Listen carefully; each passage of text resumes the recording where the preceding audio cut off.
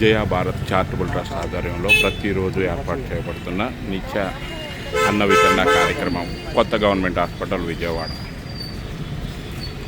Patients అటెండెన్స్గా ఉన్న వారికి, వారి బంధువులకు మరియు అనేక మంది నిర్భాగ్యులకు భోజన వితరణ కార్యక్రమం ఏర్పాటు చేయడం జరుగుతుంది. ప్రతిరోజు రాత్రి 7:30 గంటలకు కొత్త గవర్నమెంట్ హాస్పిటల్ బయట ఈ భోజన వితరణ కార్యక్రమం ఏర్పాటు చేయబడుతుంది. దీనిలో పాల్పంచుకున్న వారు ఎవరైనా కానీ సర్వ్ చేయడానికి లేదా ఫుడ్ డొనేట్ చేయడానికి రావాల్సిందిగా విజ్ఞప్తి. ట్రస్ట్ సభ్యులు ప్రతిరోజు 50 మంది పైబడి భోజన వితరణ కార్యక్రమం ఏర్పాటు చేస్తూ ఉంటారు.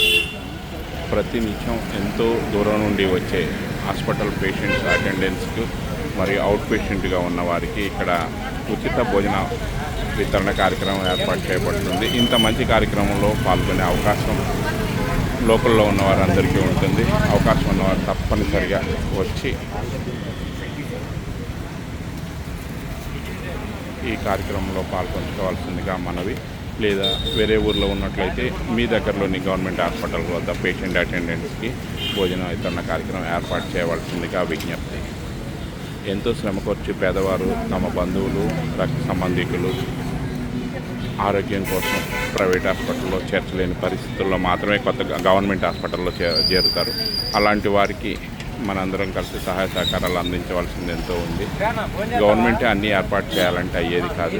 మనమైనా కనీసం తమ వంతుగా అలాంటి వారికి భోజన వసతి ఏర్పాటు చేసినట్లయితే ఒక్కరోజైనా కానీ ఒకరి కడుపు నింపడానికి వీలవుతుంది.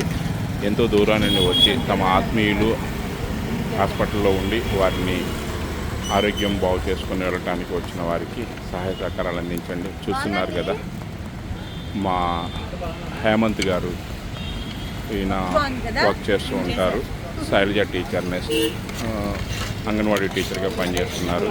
నెక్స్ట్ టీచర్ గారు నందా మిస్ గారు, భారతి గారు, వీరందరూ కూడా తమ తమ బ్రతుకు తెరువుల కోసం ఉద్యోగాలు చేసుకుంటూ ఉద్యోగానంతరం సాయంత్రం పూట ఇక్కడ ఫుడ్ డిస్ట్రిబ్యూషన్ కోసం వచ్చి 50 మంది పైబడి భోజన వితరణ కార్యక్రమం ఏర్పాటు చేస్తూ ఉన్నారు.